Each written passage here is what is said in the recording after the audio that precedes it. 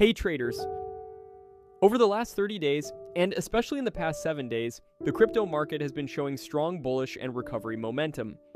Bitcoin and the overall market are entering a recovery phase with bullish repassage, meaning the trend is gradually shifting back upward after consolidation.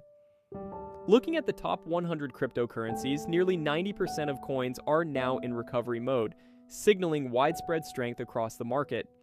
This suggests smart money accumulation, growing buyer confidence, early stages of a potential bull run.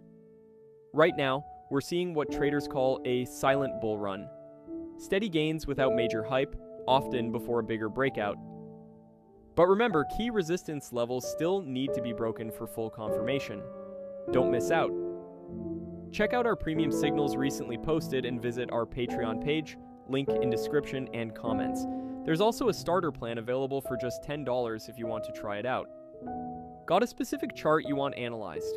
Feel free to DM anytime. Happy to take requests. Catch all the details via the link below.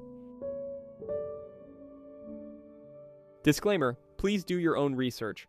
This content is for informational purposes only and is not financial advice.